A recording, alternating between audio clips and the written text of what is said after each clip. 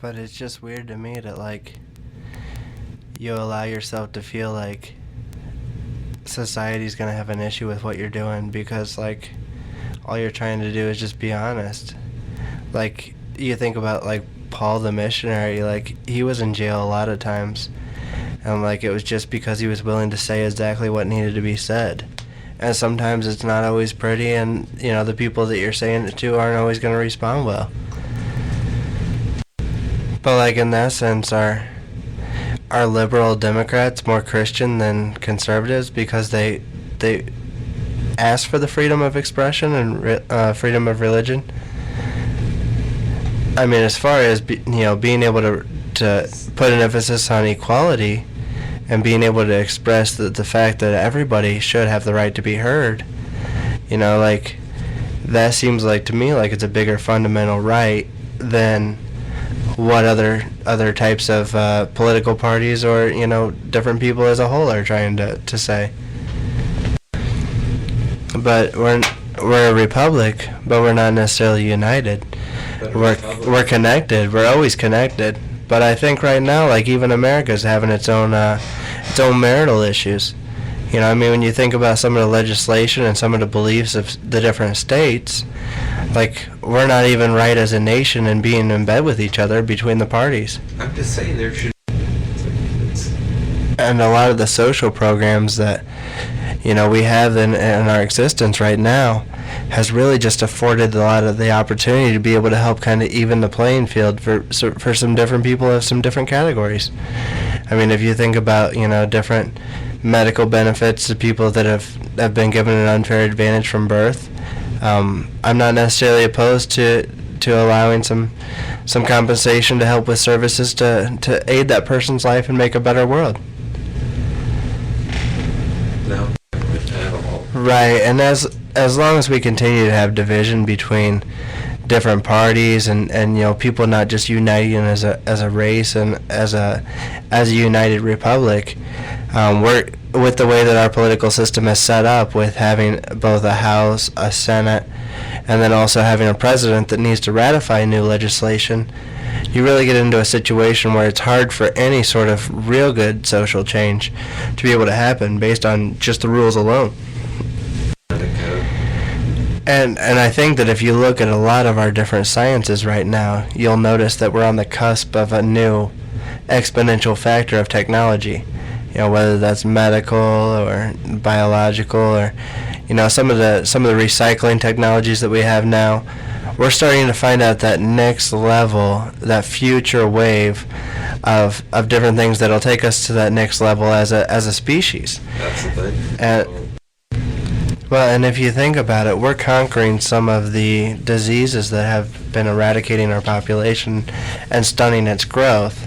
So as we continue to evolve as a species, we're getting more effective at helping with our own ability to self-sustain. If you think about some of the diseases like polio that that hindered, crippled, different parts of society in different ways, and the ability to create a vaccination for that and to make sure to get that around and it almost being eliminated from the planet as a threat, really goes as a testament to the human desire to continue to be perfect as the Creator is perfect. I think our culture has a lot of positive opportunities still available to us. I think that we do have the ability to care for one another. I think that there's a lot of things that try and push each other apart, and a lot of different stereotypes and different attitudes and beliefs that people might have that might push each other away from a more harmonistic culture. But I think that overall as a whole, I think we're getting to the point where people are looking to try and connect with each other, whether or not that connection be on some of the major issues. I think as we go through our next step of the evolutionary process, we'll be able to realize who we are and just accept that of other people, and then talk as we're able to connect more and be able to extend each other enough social grace to be able to interact on a deeper level. we'll be able to, more openly discuss some of those other things that that are a little unfamiliar with each other. And I think that'll be the real solution towards being able to get together and connecting more intimately with the culture around you. Absolutely. I feel like the second best friend that I had that passed was in a direct correlation with a spiritual warfare situation. The friend made themselves vulnerable with the use of alcohol to the point where they lost control of their conscious mind, and in their unconscious mind chose to terminate their life. I feel that, as Scripture instructs us that we are to be sober and alert over our minds, so that the devil who's prowling the earth like a roaring lion won't devour us. I think that certain substances allow the opportunity for you to connect with the Creator, and I feel like other substances push you away towards your ability to connect with your Creator. And as my awareness of these different avenues increases, I feel differently about different choices that people make and the interaction that I have within my life. It's strange because I was thinking about it today that we realized in the summertime that it gets hot, and we wanted to solve that problem by creating conditions that were cold in a closed environment. And our answer to this was air conditioning, absolutely. Like, however you want to approach it, however it's been approached throughout the ages. Ice and salt and sodium nitrate and all the other different refrigerants that we've come across. That it's been the number one depleter of our own zone. It seems like at every turn of our convenience as mankind, that we started out in Eden, and with every step of knowledge or our approach at refining the world that we live in, that we only take from one thing to add to another. We never actually come out with a net gain. That it's always a balance, it's always physical, it's always physics. I had a previous employment supervisor who was going through a difficult situation in their life. They were going through a divorce in their middle years, and he asked me the question in a complete state of confusion, asking whether or not it would be better to be middle management in an industrial atmosphere in the Midwest than it would to be a dishwasher in Hawaii. And if you're given the opportunity as a species, you're basically just living on the earth in a residence of your choice and your own desire to commit to financially, and your anticipation of being able to wait for what the next life has to hold for you. Everything that we have, everything that we do, everything we desire is for our own comfort.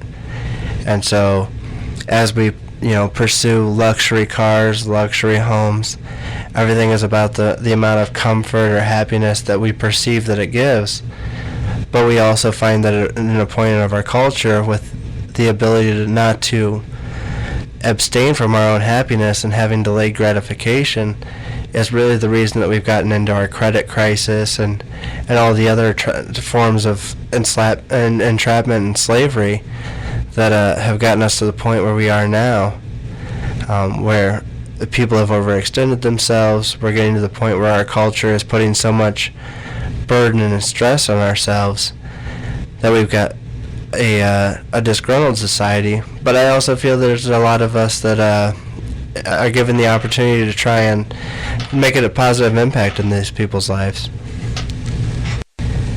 At some points in my life, I feel like we should do this whole Blue Wave Nation as an opportunity to just be totally honest with people, and just let people follow because they choose. They want that friend, regardless of who they are, and maybe that's all the sort of commitment they're looking for. Is maybe just that voice in their ear through their iPod or whatever that's really trying to just allow them to dig deeper into themselves and figure out who they are as we express who we are through the different podcasts and the opportunities that we have.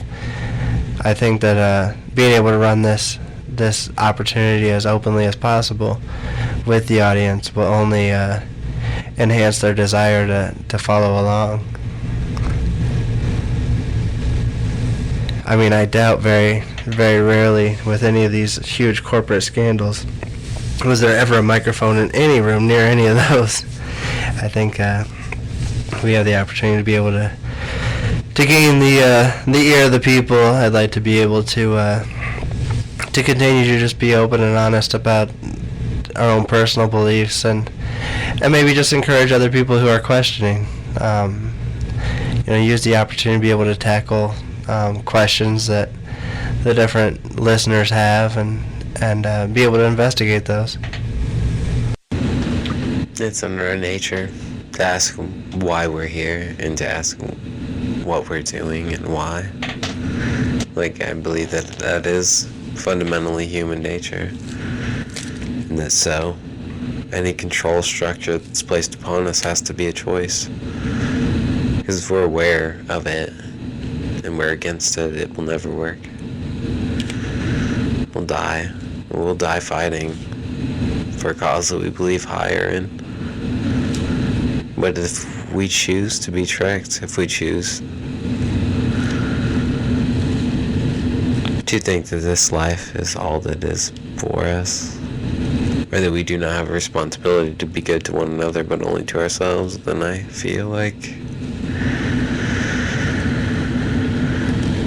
the world is heading for desperate times, which is unnecessary because our destiny is what we choose. What we want to happen is what's going to happen. What we believe is going to happen is what's going to happen. And we can do much better. I think it's interesting that we find different people that go for peace and the unification of the race, of being human beings. That those people are oftentimes rejected by our society and our culture. I think that the fear is one of the biggest motivators for people to be resilient towards change.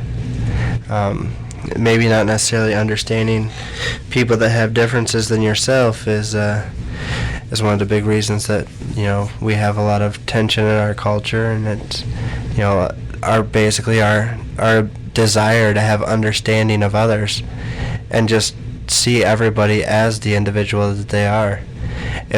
If we treat others basically like their fingerprint, we would get to know everybody on an absolutely individual basis, because we would understand that people are completely unique and different from person to person. And just because people have demographic similarities doesn't mean that they aren't necessarily similar. You think about some of the conflicts that we have within the people's own demographics. A lot of times that's caused, and it's an unfortunate thing that people have difference as a whole, and that has nothing to do with any perceived difference. I think the whole Dave Chappelle skit of Clayton Bigsby, the blind black white supremacist, is a good message to be able to provide a comedic perspective of understanding that if you had no idea of what your own race was, you could still be tricked by society into having certain predispositions and attitudes and beliefs that aren't necessarily positive towards the existence of the race. No, absolutely. If you're trained towards hate, then you're trained against humanity. If you're trained towards furthering and listening and understanding, then you're committed to humanity. I don't feel like that if something is wrong or right, that we've been put here to impose that upon each other, only to help each other along the way, through understanding that we all fuck up. Because we all do. None of us are perfect. None of us will ever be perfect. And even, people are worried about the afterlife, but honestly, you don't deserve this life. Even if you were perfect, you don't deserve this beautiful life that you've been given.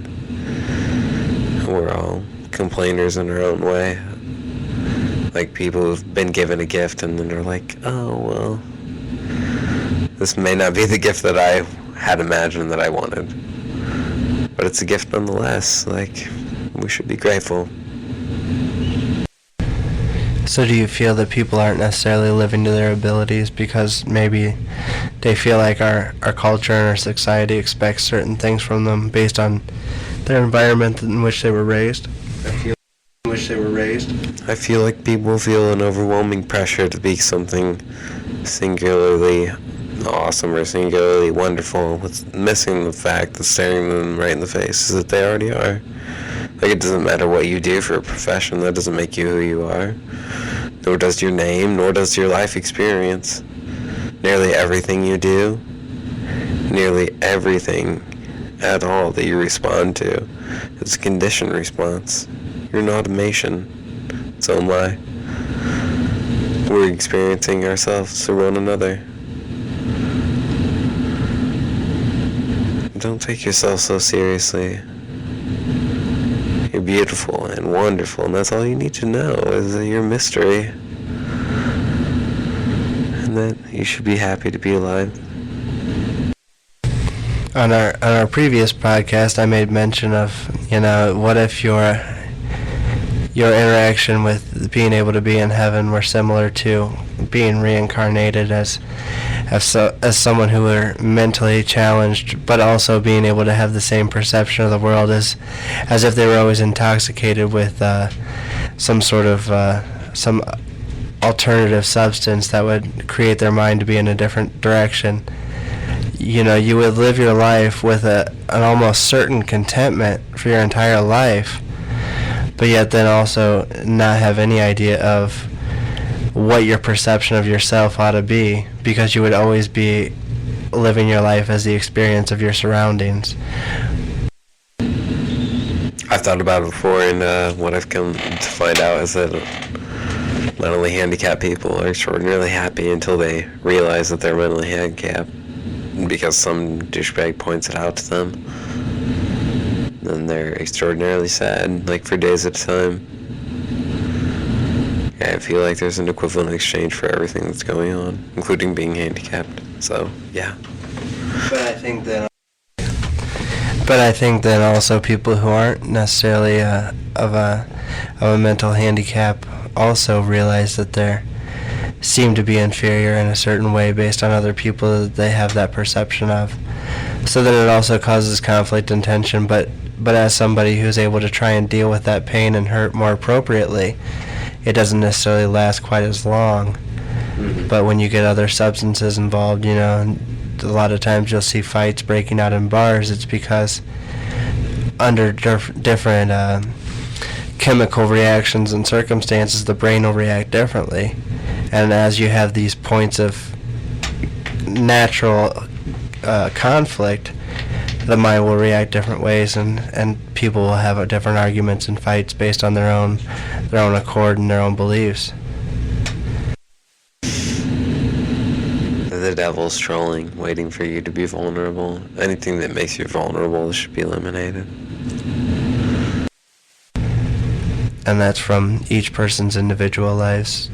What they understand as their own thorn in their flesh, as the Bible describes. Paul talked about. You'll face things. You'll face things that seem like they're mountains. They're mountains of testing to your beliefs and who you are as a human. They'll reform you as a human being. They'll test to your beliefs and right. who you are as a human. They'll reform you as a human being. They'll test every endurance that you have. At a certain point, it's no longer about testing you. It's about discernment. It's not about judgment. It's about discernment. Is this good for me? Is this adding goodness to me and people in my life? And if it is only taking, then it's not good for you. It's not good for anybody. It's the devil's work. a seamless manipulation, because that's how it works. It can work with anybody, any good person, anybody at any time.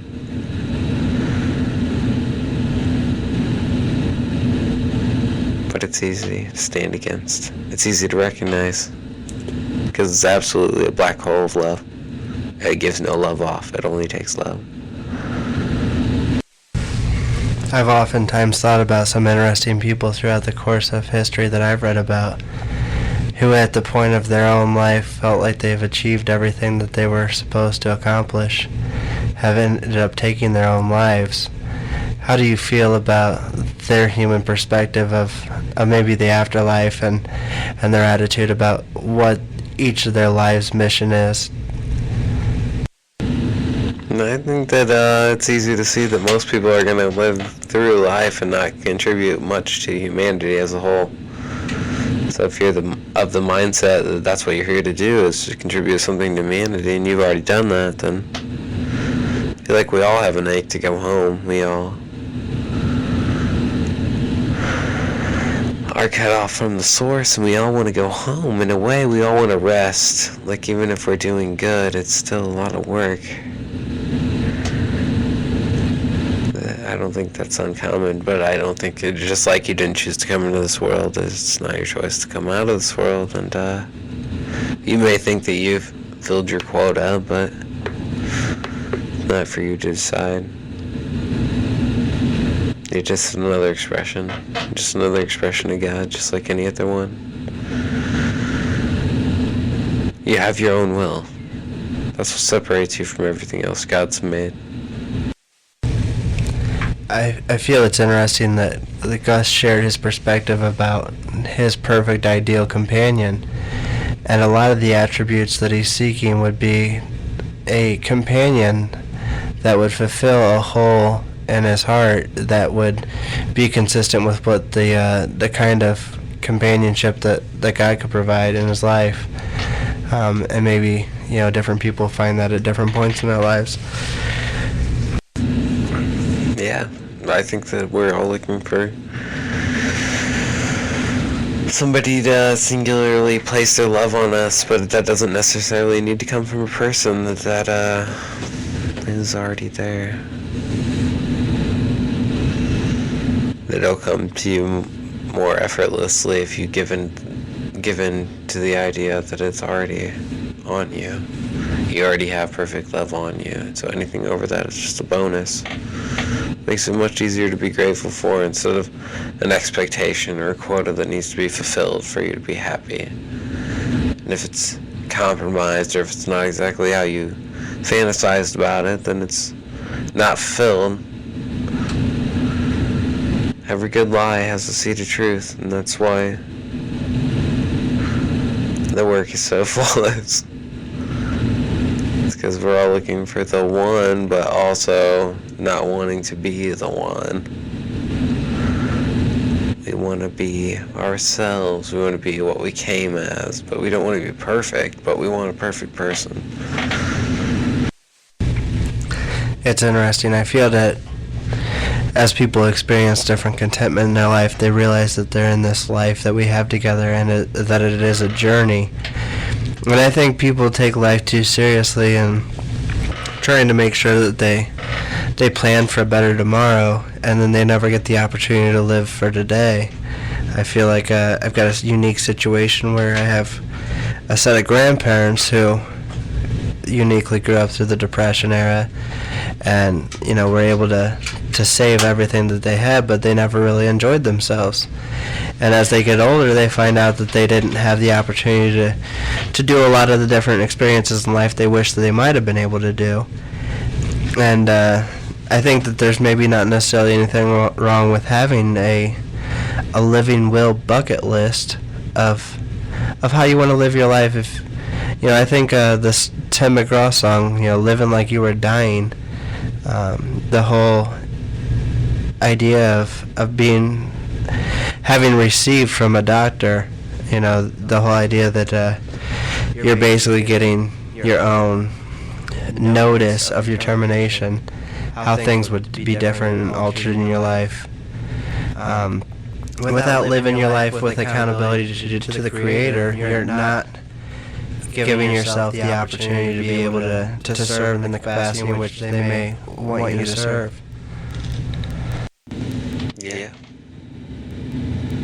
I've met plenty of people who are good people who want to do good, and they don't ever want to do bad, and it's not based at all upon God or believing in God. They're still sad, like they're inherently sad. No. I don't claim to know exactly the reason why, I just... Without accountability, then what is the difference? What is the difference if you were good or bad? I mean, I understand that you should want to be good for goodness sake, but if evil is built into the hearts of men, or imperfection is built into the hearts of men, then